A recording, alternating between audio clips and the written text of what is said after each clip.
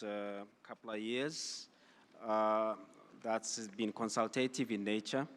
And we're now coming closer and closer towards achieving what we set ourselves to do. My task this afternoon is fairly short, I hope, and straightforward. It's really to try and pull together the outcomes that have actually already been presented to you in terms of the themes. But I think it's important we recall amongst ourselves the context around which these arise. If we could now have the slides up. Okay. The context, if you recall, is that the participants to the whole GCARD3 process recognize and value the pivotal role of agri-food research in innovation systems in achieving the UN Sustainable Development Goals. GCARD3 has brought together representatives of key sectors active in agriculture research and innovation, and has connected many others around the world. It is a conversation, as we all know, and I hope as we all agree. It has involved the preparation at the national and regional dialogues on country priorities and needs, and provided us with a foundation for this particular conference. These dialogues have, of course, identified the 5 key challenges to realizing the full development value from agriculture and food innovation systems.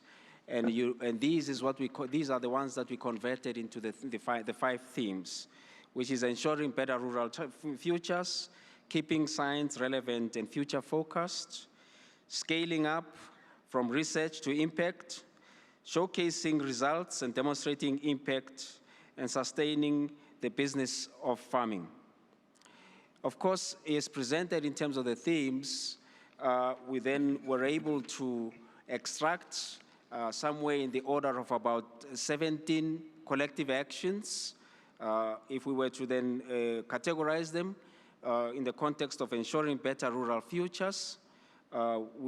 What came out was establishing foresight platforms that bring together farmers through farmer organizations, both on the African continent, the Asia Pacific, Central Asia, the Caucasus, Latin America, Europe, the Mediterranean basin, in Northeast and the NINA regions, with research and innovation actors from around the world to develop and select preferred future scenarios. Collectively plan, design, and implement initiatives to change the present, to shape and achieve the desired future. The next one is around keeping science relevant and future focused. As you've heard in one of those themes, one of those was around 1,000 additional PhDs per year in the next generation, future relevant agricultural research. A higher educational reform across 100 universities over 5 continents that combines multidisciplinary training in agriculture-related sciences with skills in leadership, entrepreneurship, interpersonal relations, and team building, as well as continuing professional development in agriculture for innovation and entrepreneurship in agricultural practices, products, and services. The next one is on scaling up from research to impact, and note the graphic that's there so that you have the right kind of impact. Develop a culture of impact alignment for investment and capacity building, youth and policies, embed research into innovation systems, as well as facilitation or brokerage. And the next one is around showcasing the results and demonstrating impact, build on the lessons learned from past successes and failures on analytical and conceptual frameworks, and implementation at different spatial and temporal scales to contribute to measuring progress towards the Sustainable Development Goals. Contribute to national measurements of progress towards the Sustainable Development Goals, and build national capacity for integrated measurements, engaging with diverse stakeholder groups, including farmers, youth, and women. Create a platform to harmonize agriculture-related indicators linked to the Sustainable Development Goals in order to improve collective action for impact. And the next one is around sustaining the business of farming, which is where we pulled out things such as clustering small farmers for greater participation in research and development, and stronger links to financing and markets and other tools, build value chains, partnerships for success, while recognizing traditional farming methods and practices, develop evidence-based and demand-driven data to enrich policy and attract finance, protect small farmers' access to resources and build their business skills, open up innovation platforms for farmers to provide access to new technologies and make farming a business, address public health and nutrition in agricultural research and innovation programs. And of course, with all of these collective actions is accompanied the associated principles for us to be able to successfully implement these outcomes. And these are around national partners that will work with rural communities to shape their own futures, taking an integrated, multi-sectoral approach to address capacity needs and constraints in innovation systems. The CGIAR and other international research systems will actively engage with national agricultural systems, strengthen and add value to national partners, and help deliver on national development objectives. Site integration and systems approaches will bring new synergies and avoid duplication. Public, private, and civil partners will find new ways of bringing together finance and capacity development, embedded in wider development investments, and operating through community-driven, nationally led, and regionally and internationally supported mechanisms. I think that brings us essentially to what would constitute what we could call our outcome statements arising from this particular gathering. Any questions, comments? Okay, thank you. Can I therefore suggest that this clap of hands is a signal that we agree to this outcome statement? Thank you.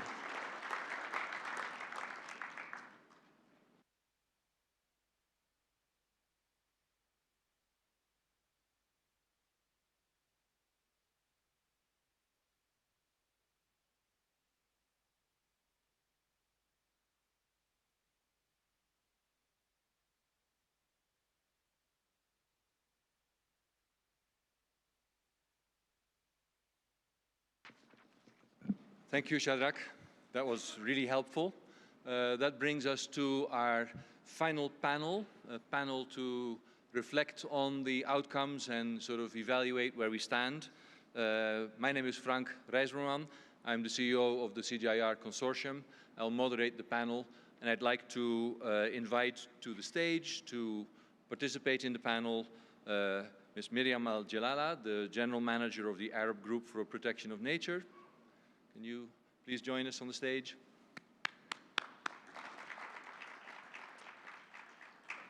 Then we have Bernard Rey, the Deputy Head of Unit of Food Security, Rural Development and Nutrition of the Director General International Cooperation of the European Union. Bernard, can you please join us as well?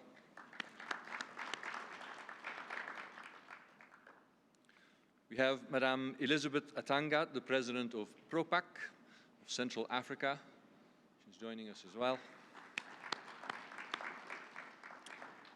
We have Mr. Sana Jatta, the Regional Director of East and Southern Africa for IFAD. And last but not least, Mr. Charles Ferdinand Nothomb, former Minister of State of Belgium. Please join us on the stage.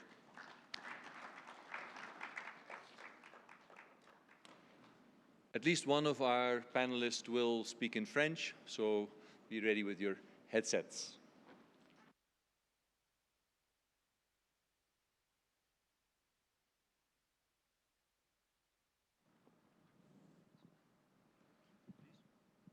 You're supposed to have two microphones. Yeah, the other one is here.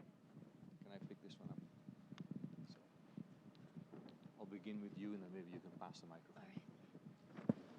So what we'd like to do is I'll ask, in essence, the same question of all our 5 panelists, and that is for them to reflect on the outcome statement that we've just heard presented by Shadrach, and of course they have participated as well, and they've heard the chairs before that provide feedback from the sessions. So we're interested to hear from each from their own perspective what this outcome means, what the conference means, what the GCARD process means. So can you please start in a couple of minutes? Yeah, thank you very much. First of all, I am really honored to be here participating in this very important occasion. I'm very proud to be in South Africa, where there are many lessons to learn on justice, on human rights, on humanity. I represent here a network of 48 civil society organizations from the Near East and North Africa region. This special occasion is extremely critical for us as civil society in general, but for this region in specific, because sadly, the NENA region was once the birthplace of agriculture. It was once the place where wheat was cultivated at the beginning, and now it's a region that is the least self-sufficient region in producing food in the world. We're constantly being told as civil society that our region cannot feed itself. So I think this is the number one reason why I am here today and why civil society is participating in this event.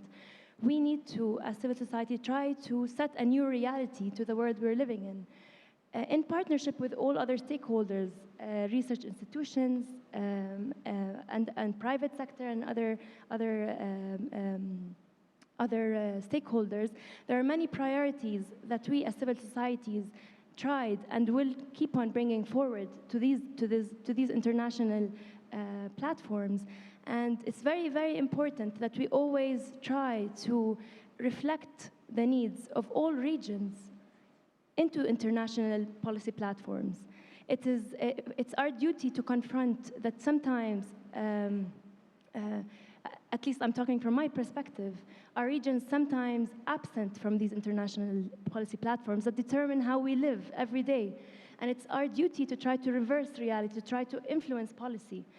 One of the priorities that I would like to reflect upon is the need to look at food insecurity and malnutrition in situations of protracted crises and conflict and occupation that we suffer from. This is a topic that has gladly and very fortunately been adopted by the Committee on World Food Security. We've adopted a new framework for action for addressing food insecurity in such situations.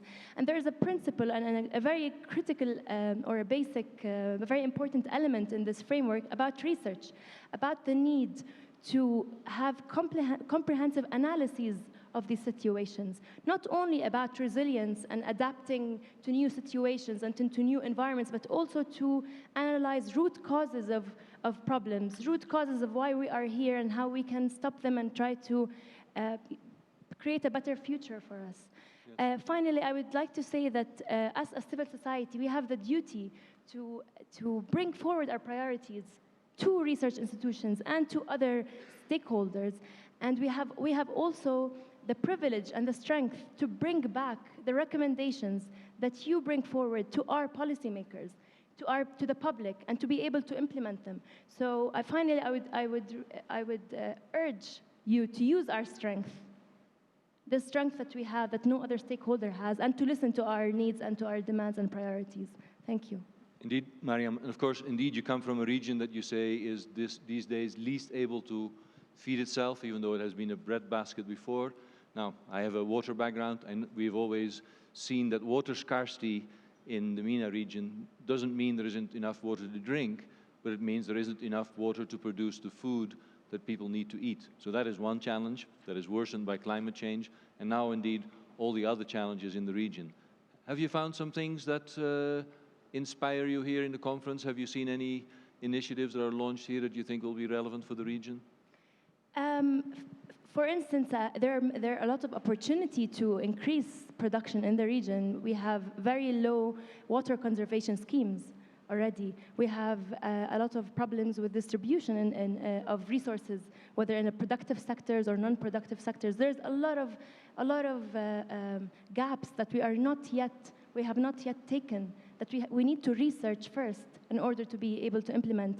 And this occasion has been extremely important for me. It's the first time that me, as a representative of these 48 organizations, attend such an important event where divisions are broken between different stakeholders, where I can listen and communicate to researchers, or where information is centralized, and to try to understand how I can take this information back to where I come from. Yes, thank you. Now, Bernard, if you can take the microphone from Mariam, the same question. You come from a bit different perspective. You sit in Brussels, work on development. How do you look at this conference and the outcome statement? Thank you, Frank. Well, a very interesting set of recommendations and conclusions which have been put forward. And I just came in this morning, and I can just assess by what was presented that it has been very intense discussions over the last days. The articulation with the Sustainable Development Goals is, of course, an essential one, and it has been largely reflected. But we should not forget that last year, next to the SDGs themselves, there was the Financing for Development Conference in Addis Ababa, which has really changed the paradigm on financing the SDGs. It recognizes the importance of the mobilization of domestic resources, much more in the forefront, and the fact that official development assistance in percentual terms will decrease. And we see that we have graduated countries. We see that grants are going to be, in relative terms, less important, more targeted, and more accompanying other financial processors. And that, I think, is very important for agriculture, because our analysis is that to pick up those innovations, and it was in one of the presentations that we need for the business, that innovations are picked up and that there is this business venture, or at least ways of using better innovations, that is very often associated with the mobilization of domestic resources.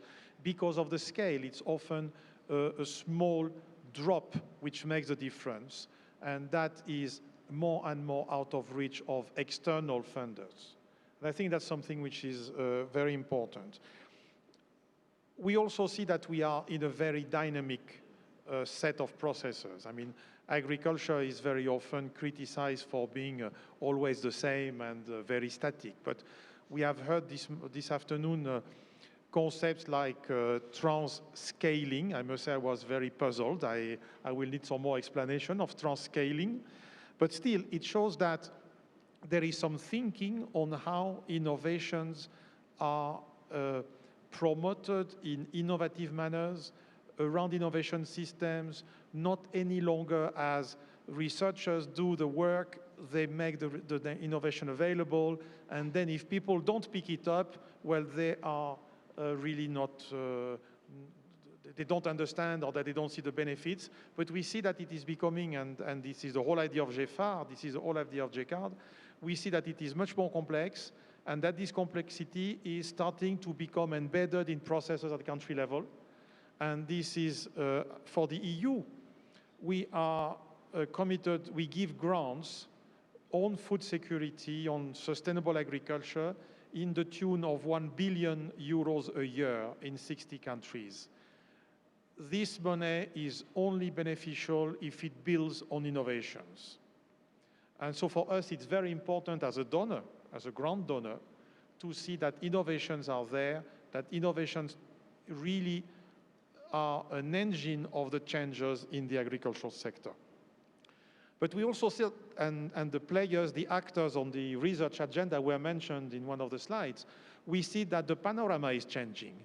The role of the CGIAR, and you are leading the consortium, somehow the role of the CGIAR is being redefined through a reform, and there is a big discussion of its slot. GFAR is with a new charter. We know that in countries, the capacity to provide research, to provide innovation is also going through a major reform, and there was a study done demonstrating that universities are nowadays in Africa very often in the forefront of the innovation in agriculture. And that, I think, there is a need to capture this change in the panorama, in how these interactions are existing. And yesterday, or the day before yesterday, in Addis Ababa, a new partnership was launched between the Africa Union Commission and the Commission of the European Union on agriculture research for programs which is jointly funded and jointly implemented.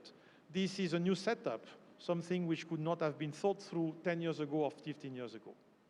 So to conclude, for me, what these various elements bring is that we need for some ways of having efficiency gains, having a better coordination, and maybe even having a governance for agricultural research for development, which is better thought to take all this variety into action. And this governance of agriculture for development could well fit within the wider governance around agriculture or around food security. A number of establishments are there. This is something which is acknowledged widely. It comes back to the SDGs, but maybe we have to think through the possibility that agriculture research for development feeds better into this global governance debate on food security. Thank you, Frank. Thank you, Bernard.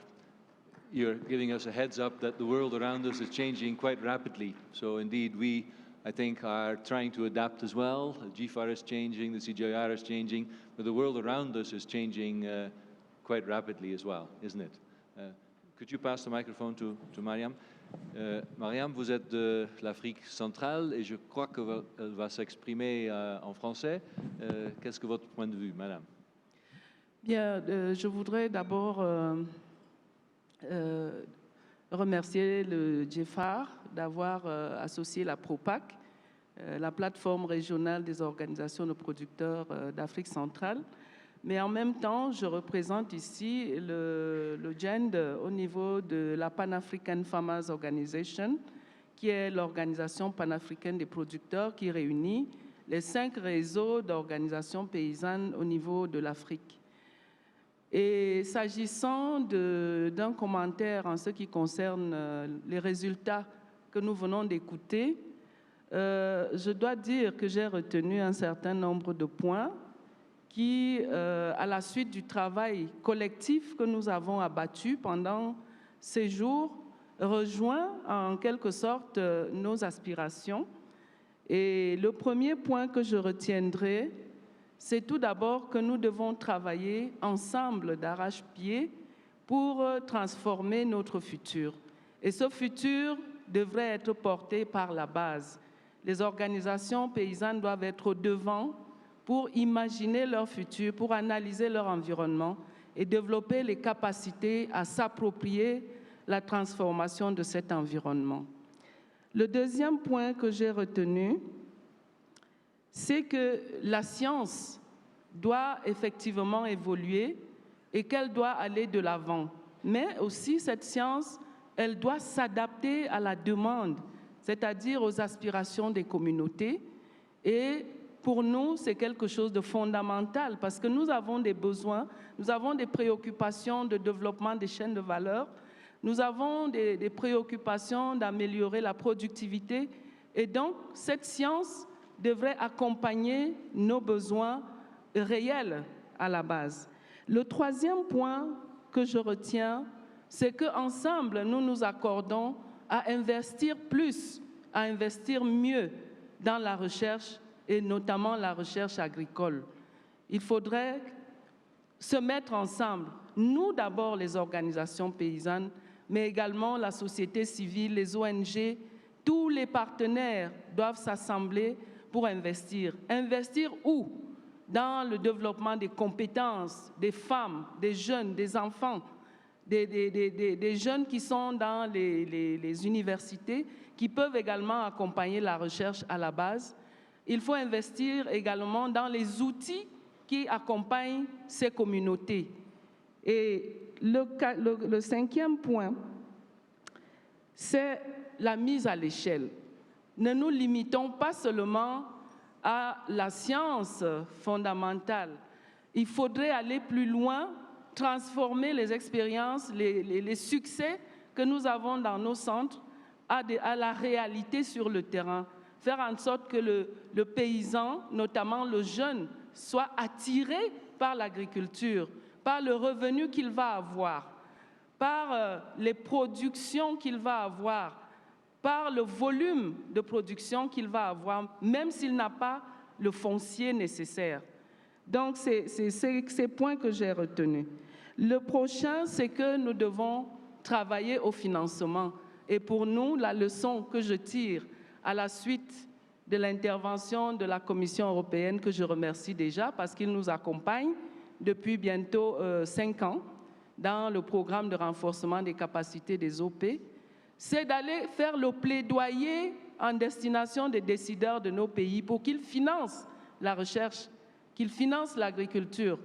Parce que souvent, ils attendent le financement de l'extérieur, mais nous devons renforcer le plaidoyer pour que l'argent soit mobilisé au niveau local et que l'argent qui vient de l'extérieur vienne compléter les efforts de nos gouvernements. Et je retiens également que nous devons développer des outils. Ces outils doivent travailler dans la cohérence. Nous ne devons pas aller en rang dispersé. On a montré l'exemple du Foresight ce matin, où nous sommes arrivés à nous entendre entre les experts intellectuels et les experts des organisations paysannes, parce que nous les appelons aussi experts, parce qu'ils connaissent le milieu. Et donc, ils sont également experts dans l'analyse du futur et la projection de leur futur.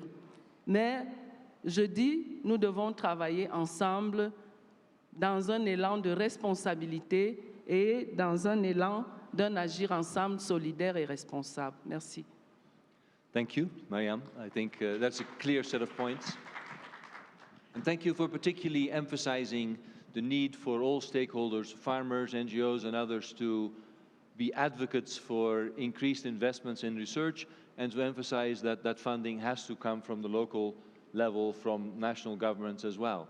Indeed, that governments need to meet their commitments in the Malabo Declaration, that they need to engage in the GCARD3 program, and that is the way for us all to make progress, because indeed it can't all come from external development partners. So that is indeed part of our declaration as well. Thank you for emphasizing that very clearly. So could we maybe have Mr. Diatta and give your perspective from IFAD, and you are the director for East and Southern Africa, so you're speaking about this region. Thank you. Thank you, Frank.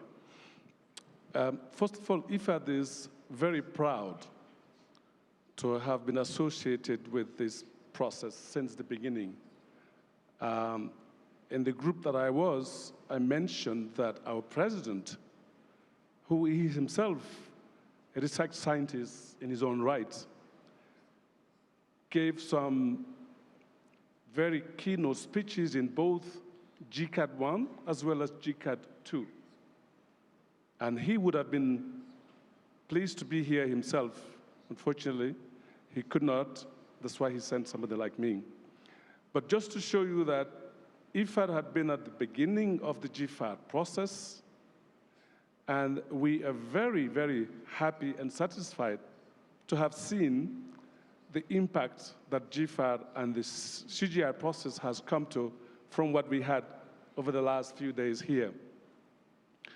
I think the lexicon now that we are using, we are all come to consensus about the key themes that everybody talks about. I have been hearing about, let's do it together. Let's put the farmer at the forefront. Research should be linked to operations. So the words, I think, have now been completely understood by everybody. In fact, at some point in time during this process, I was telling myself, am I dreaming? Is this real? Because every single person who took the microphone said the same things. I didn't hear anybody who was contradicting these basic principles that everybody seems to have agreed. So we should congratulate ourselves that the message is now passing deeply into everybody's consciousness. My concern is that after we leave here today and we go, each of us to our places, that we will not forget the nice words and the key commitments that we have taken here today. And we go back to doing the same business as usual. This is my main concern because, as I said, sometimes I thought I was dreaming, but I'm hoping that it's not a dream, it's going to be a reality. The only advice I would give to GFAR and the organizers of GCARD3 would be to see how we can bring in the crowd the developing governments themselves, the government, because I hear we have the international researchers, we even have the national researchers. ARC is a national research now. However, we have to start convincing the governments that they need to consider research as an important exercise. I tell you why. You were mentioning just now about the commitment that governments have taken. The African governments took the commitment in 2006 to put 1% of GDP, agricultural GDP, onto research. This was in 2006. Today, this commitment is fulfilled probably by between 5 to 8 countries out of the 54 governments in Africa. So that means that there is a lot more work to be done. The governments have to start really focusing on that. We were saying in my group, I was giving the example that in Africa, you have 70 researchers, 70, for every 1 million people in Africa. And there are even some countries which are below less than 10 researchers for every 1 million. The figure that I have picked up from the literature is that in Latin America, for example, we are more than 500. In the US or in America or developed countries, we are almost 3,000 researchers for every 1 million people. So there is a lot of work to be done by our governments. I think that is the thing I would recommend, that in the next step, we try to engage them, the governments, to be present here, to listen to what people are saying, and to make those commitments. That's the first recommendation I would make. The second recommendation that would be capital for me is that we need to move towards making the efficiency gains, as gentlemen from EU were saying, in terms of making sure every dollar that we are mobilizing for research, we can demonstrate what is the impact of that in terms of the SDG goals. We know that governments at the moment are suffering at the government level. They are tightening their own belts. So every money that the government is mobilizing from their taxpayers, they want to make sure that there is an impact. And IFAD is one of those institutions that have to prove. In our negotiations for our IFAD 10 replenishment, for example, which just concluded, we had to convince our governments that for every dollar they give us, we're going to mobilize so much. And we said the amount of They promised to give us $1.1 billion every year as our work program and budget, but we need to be, at the end of by 2018, we have to be able to prove that we have taken out of poverty at least 80 million people to 90 million people. So they are asking us now, what is the impact of the dollars that we are giving you? 17. 70. Sorry? $17 back for every dollar invested. We have to do that. We have to prove even better. That's the average. If you do meta-assessments of impact evaluations, as presented in Brussels when the European Commission presented its agricultural research strategy, some 4,000 impact assessments, big assessment of the literature. On average, $26 comes back for every dollar invested. The median is 12 because some of them are very big investments. We, for the CGIAR, use $17. So there is indeed a huge return, and we agree with you. We should encourage all actors to increase the investment in agricultural research, because partly there is such a high return because that shows that there is an underinvestment in the area. Exactly, yes. This is exactly what IFAD is really trying to focus on, and we are trying to convince our partners to really focus on that as well, to even bring that figure even more attractively, so that we can convince our partners.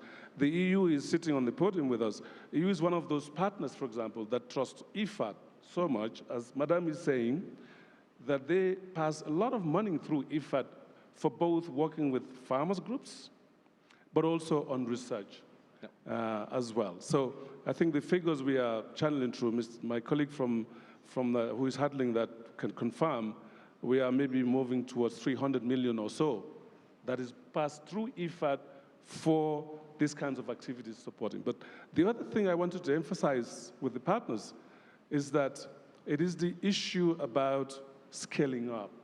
You know, we insist that all research should be embedded in our operations as an IFAD modus operandi. And researchers find that very constraining. They probably find it unnecessary, probably, they think, because they want to go and do their research.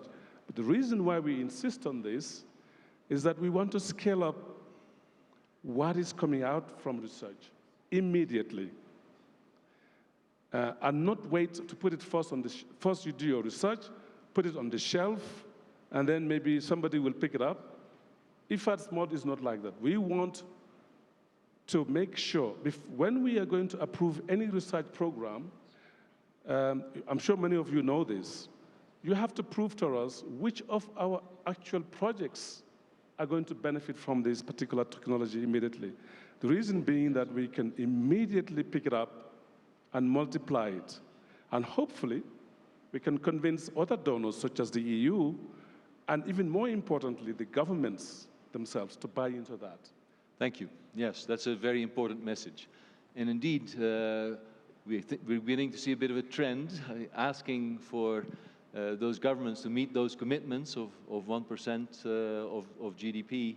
And a very interesting statistic that in Africa there is more or less 1 to 20 researchers per million, whereas in the US it is 3,000, you said, a factor of at least 100 different. I think that shows how capacity needs to be developed, isn't it?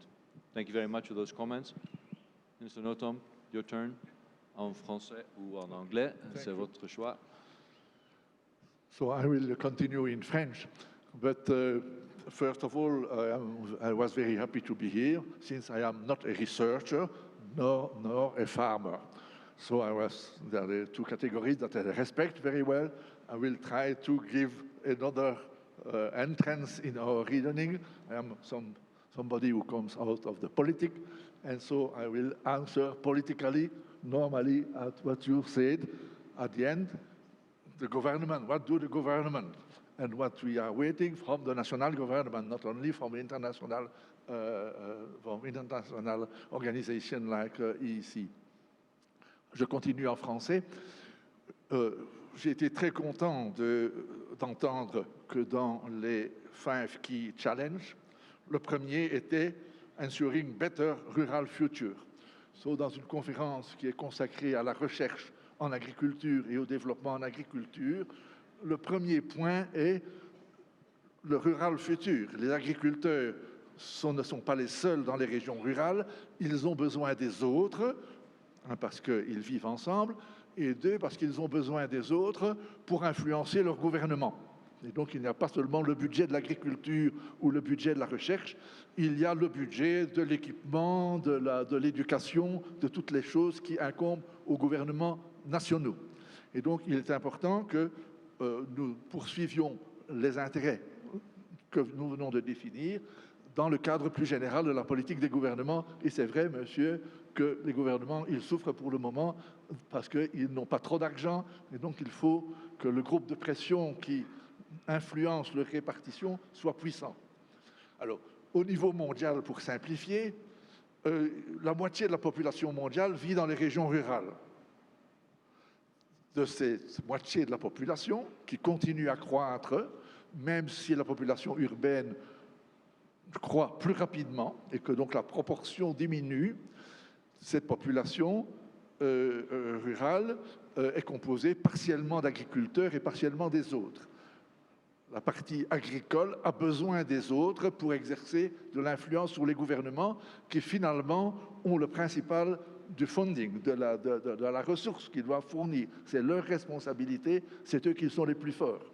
Je souhaiterais qu'on puisse définir les budgets au niveau mondial avec une assemblée comme celle-ci, mais pour le moment, les gouvernements, ils sont sur le terrain.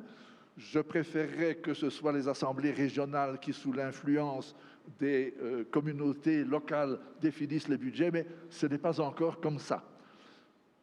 Je finirai en disant qu'il faudrait une plus grande décentralisation pour que les organisations locales aient un interlocuteur qui a la capacité et de dépenser de l'argent et de faire les règles, les principes, de prendre les décisions qui assurent le développement.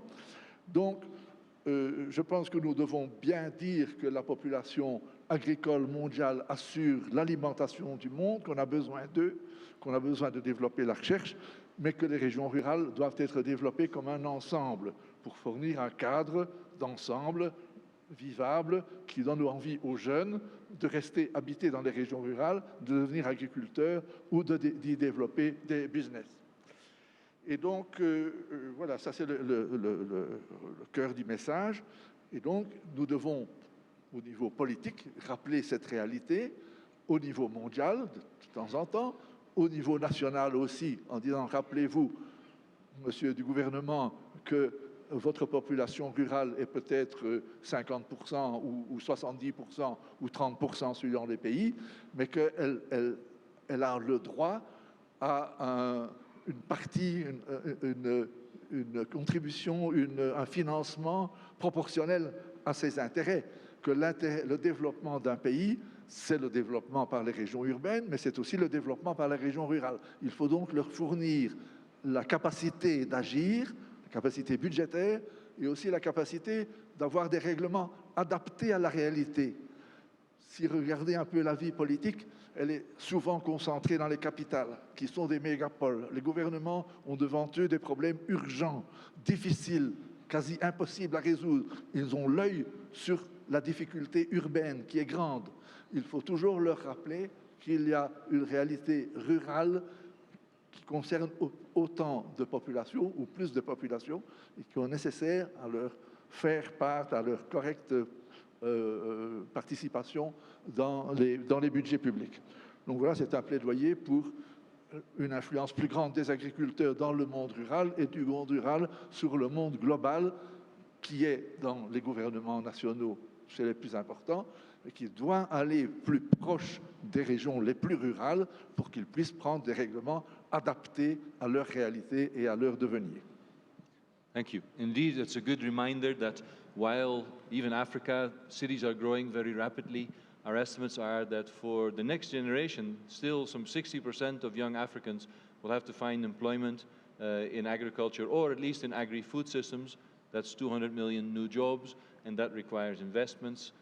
Again, that requires research that doesn't only generate healthy diets, it also generates employment for young people. That also puts a nice emphasis on this GCARD, where I think we've probably had the highest profile for youth, for young people, for young researchers, and generally I think In agriculture, we sometimes have the challenge that farmers are getting older, agricultural researchers are getting older, and we clearly need renewal. I think in this GCARD, we had such a high percentage of young people that we can be more optimistic about renewal as well. So thank you, panel members, for responding to these outcome statements. Now, we realize that it's very difficult to summarize so many days of discussion in just the 15 minutes, as Shadrach did quite well. You know, this time in GCARD, I was one of the co-chairs in the organizing committee. We worked really hard to not just have an event, but to have a process. And on the opening session, we had indeed feedback from the 20 national consultations, the 5 regional consultations, to know that there was something that happened at the national and local level before this meeting started. And indeed, as Mr. Diatta reminded us, it can't stop here either. It now will have to be taken forward, right? And I know that, for instance, those same people who worked on the regional consultations, they had a meeting here to say, how are we taking this forward? How doesn't it stop here in GCARD? How are we going to take this back to those 20 countries? How are we going to make sure that there is a follow-up? And indeed, we don't have that much more time, but if any of you have any closing comments on how to take the results of GCARD forward, I think that would be a good reminder. It's not about this conference, it's what we did here that we can take forward. Does any of you want to comment on that before we close?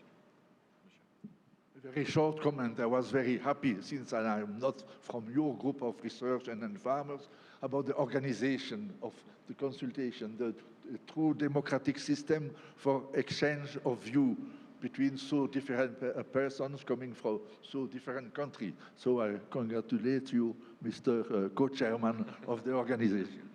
Well, with that, maybe that is such a nice comment, maybe we should leave it at that, if that's okay with you. So thank you to the panel, and thank you all of you in the audience. Yes,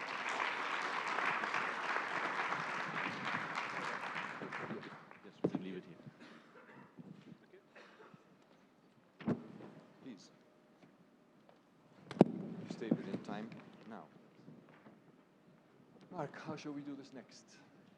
We move straight into the...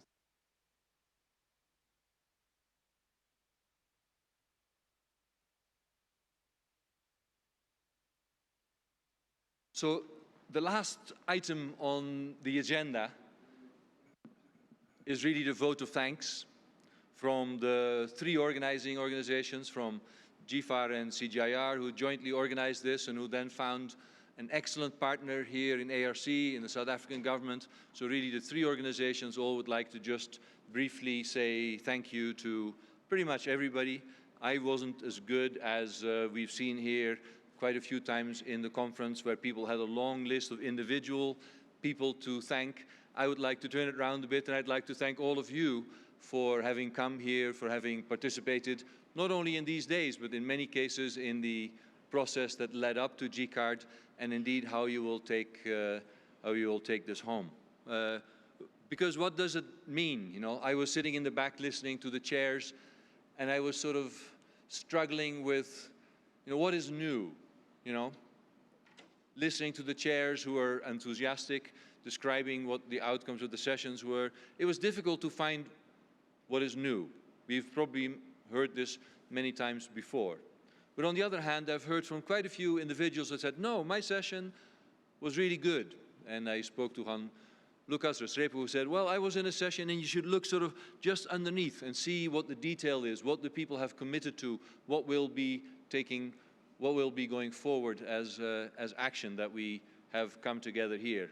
Of course, we've also had great networking, and, you know, as I just mentioned to you, for the CGIAR particularly, it's quite important that the GCARD process of national consultation, of regional consultation, and here was a critical part of the development of our new research programs that we hope to finalize this year, that will be in action for the next 6 years. So we really needed feedback from many other stakeholders, particularly at national level, I would say, to make sure that what we propose for the next 6 years is indeed, as Mariam was saying, meeting the needs of the farmers, is well aligned with the national priorities in CAADP national investment plans, and so on. So I think that critical need for the CGIAR has been met through this process, and I would like to thank all of you again for participating, and our partners, GFAR and ARC, for being great partners in this process. So with that, I'll hand it over to Mark, and in a few minutes, I'm off to the airport.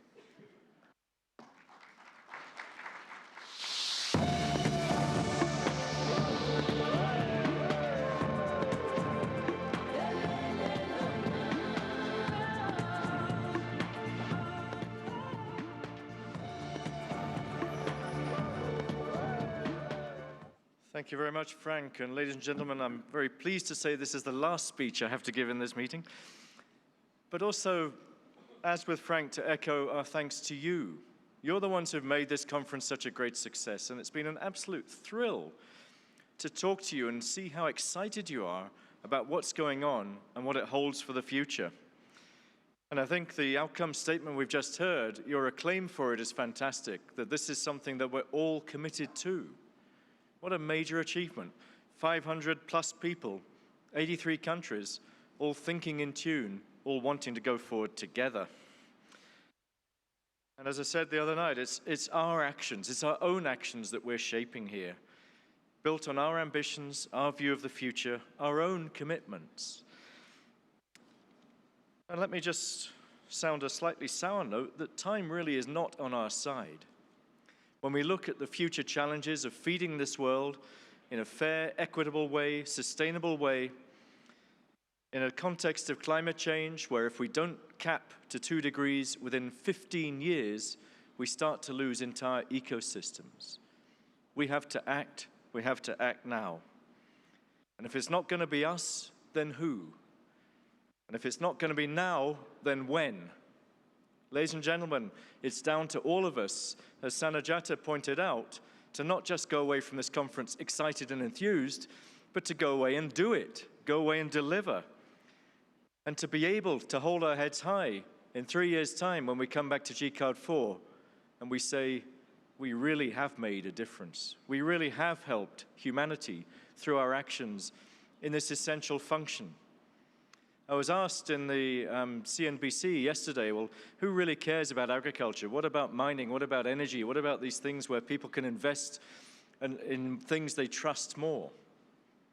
But at the end of the day, mining may go, energy may reduce, the need for food will never go away. Ladies and gentlemen, we are shaping the future. We are the ones who have, I think, a real breakthrough. C.P. Snow, 50 years ago, defined 2 cultures, the gulf between science and society. What this process and this meeting are doing, I think for the first time ever, is we have bridged science and society. We have brought together the perspectives of science and society to shape our futures going forwards. When we look at the history we've come from, the GM debate, the organic debate, all the opposition, what we have now is an immense consensus about what we need to do, how we need to go forward, and not just talk, but solid actions, 1,000 PhDs more per year. These are the targets we're setting ourselves. These are what we need to hold ourselves to account. And in terms of GFAR as a process, GFAR as a mechanism for all of this, just to highlight some of the areas we will be taking this forward, what we've been describing, what you've been describing, now becomes the next plan of action for the Global Forum on Agriculture Research, to take forward these actions amongst all the stakeholders involved in this dynamic and expanding forum. And also, as Charles mentioned, the need to take it into the political arena. We are now developing a paper for the Committee on Agriculture of the Food and Agriculture Organization of the UN. That's the ministers of agriculture. So this meeting will lay the ground for that paper to really remind and influence ministers, not just agriculture ministers, but finance ministers, of the need to really get behind this agenda, the essential need to do this.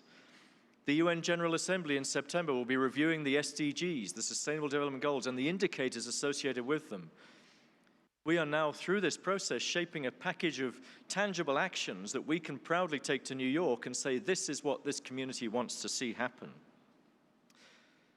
And I'm delighted to say that we had such tremendous enthusiasm in the GFAR Partner Assembly for a new structure, a new approach, a new way of working in collective actions, which lays the ground of all that we've heard here. In the revised steering committee and processes of GFAR, we will be taking these forward and all holding ourselves to account for making sure it happens, both in the multi-stakeholder partnerships of GFAR, but also in influencing change in the international research system, as we've heard from Frank. So thank you once again. It's been a terrific meeting, a really exciting process. I think we've achieved an immense amount in just a few days. Please do report yourselves back to the monitoring and evaluation people who are reviewing this process. Tell them what you think. Tell the social media people who've been so active what you want to have said about this publicly, and let's get the word out. 500 here, the ripple effect is to millions. Let's do that, let's make it count. Thank you very much to all of you. And one final point, I'm actually really impressed by the GCARD logo and the reception we've had in South Africa, the Rainbow Nation. I'd like, with a vote of thanks from all of you, to make use of the multicolored leaves that are here into GFAR now. We're all part of this Rainbow Nation, this rainbow globe that we've built around the GCARD process. So thank you very much, ladies and gentlemen. It's been a real pleasure to host you here, to organize all this for you, and I'm absolutely delighted in how actively and enthusiastically you've taken part. And thank you once again to South Africa for being a fantastic host. Thank you all.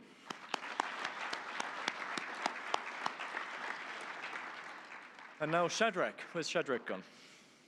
Lost him. Ah, okay. Not Shadrach, sorry. The last word to ARC.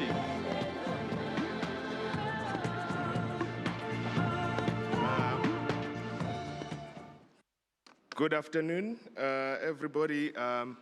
You'll be pleased to know that I'm the last speaker of this conference, which means we've come to the end of a long but very exciting conference. We as the Agricultural Research Council are very honored to be part of this global conversation. We now have a draft declaration. We have key messages that are coming out of the themes. And I would like to echo the two previous speakers to say it's now up to all of us to deliver and shape the future of agricultural research together. I'd like to thank all of you, everybody who's taken their time to come here. It's been an absolute pleasure for us to host you as the Agricultural Research Council, and of course for your active participation during this conference. I have a few people that I would like to just mention by name. Sorry, Frank. You said you're not a big fan of this, but we would like to acknowledge some people who have played a very critical role to make this global event a reality. And I would like to start off by mentioning our donors and sponsors, and if there is any representative of Department of Agriculture, Forestry and Fisheries in the room, please rise so we can acknowledge you. Thank you very much. The Agricultural Research Council of South Africa. Thank you. The CGIAR Fund. The International Fund for Agricultural Development, IFAD. Thank you. European Commission. Thank you. And the Food and Agriculture Organization of the UN. Thank you very much. We are very grateful for the support. I would also like to thank our Global Organizing Committee, who also worked tirelessly to make sure that this event becomes a reality and the success that it has become. And those are Frank Reisberman, CGIAR Consortium CEO, Mark Holderness, Kwesi Ata Akra, Tom Randolph, Esther Penunia, Sigismundi Neto, and Achuro Piedra Santa.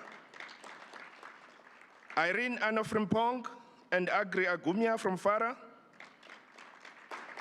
Shadrach Moipuri from ARC. And Fiona Chandler. We are very grateful for your work. Within the Global Organizing Committee, we had a program task force, and these are the people who invested a lot of effort and time in developing a program that was not only packed with activity, but also allowed sufficient space for discussion, and I think you will all agree with me in that regard. And those people are Jasparis, Adewale Adekunle, Meda Davare, Iman El Kafas, Mel Famino, Judith Francis, Jethro Green, Salima Mazuki, Shantanu Mathur, Daniel Niedenberg, Courtney Paisley, Ranjita Puskar, Nor Ula, Marco Mazzano, Asetu Yaye, Nadia Manning Thomas, and Tonya Schutz. Please give them a round of applause.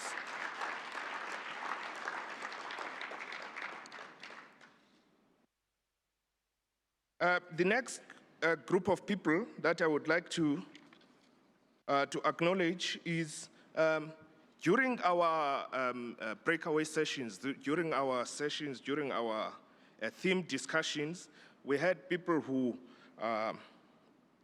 stimulated the discussions by posing questions for discussion that got us to talk and discuss, and those are the catalysts and speakers in the different sessions.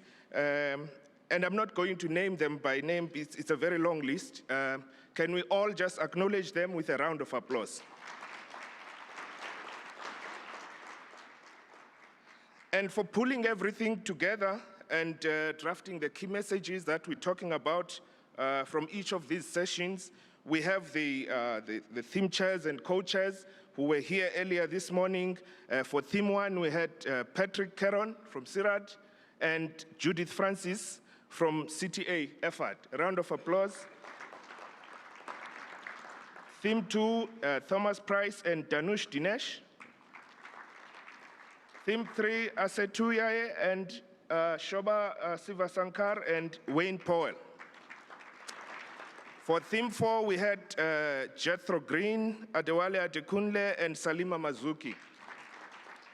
And theme 5, Iman El Kafas and Courtney Paisley. Thank you very much.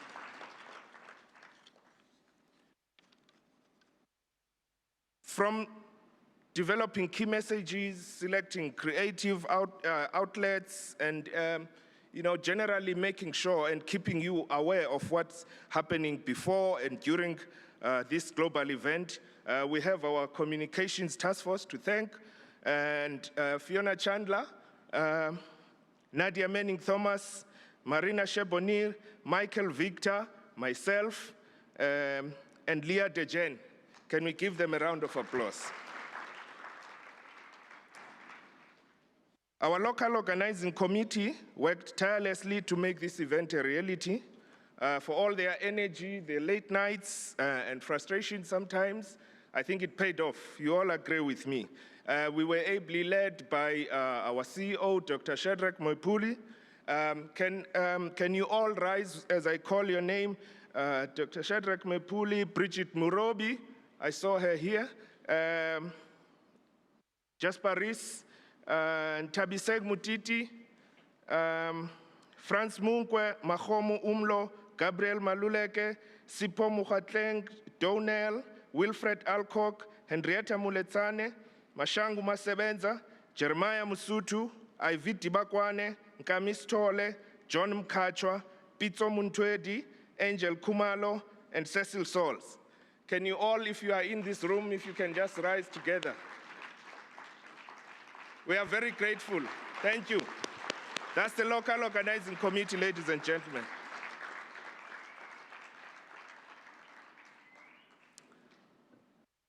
The support that we received from GIFA Secretariat is immense. And I would like to also mention that we're very grateful for the support that we received from GFA Secretariat in putting this conference together. We got support also from a media perspective, from IISD Reporting Services. Any representative of IISD here? Thank you very much. Tanya St. George from GFA Secretariat, thank you. Is Kensani from Glasshouse Communications here? And Marchmont Communications. I would like to thank our group of social media reporters, especially. They did a great job. They did a great job. From the boot camp, you know, up to now, and just keeping those who couldn't be here with us and the rest of the world informed about the developments in this global event. They are doing a very excellent job. A round of applause. Thank you. Lastly, I would like to thank, of course, our service providers. We couldn't have done this ourselves. I would like to talk about space, especially Monet and his team. I think they are here. Thank you. Thank you very much. Travel with Flair assisted us with organizing your travel and also coordinating some of the events. Anybody from them here? And of course, the two establishments that provided us with accommodation, Birchwood and Intercontinental Hotel. Thank you very much. And of course, once again, thanks to all of you for your active and energetic participation in making this event a success. And I would like to take this opportunity to wish all those who are traveling a safe journey back home until we meet again. For those who are staying behind, we are going to have a braai starting around 1800 at the Serengeti Lapa, where we had dinner. Yeah, no, not where we had the gala dinner, but where we had the previous day's functions, which is just on the other side. Thank you very much.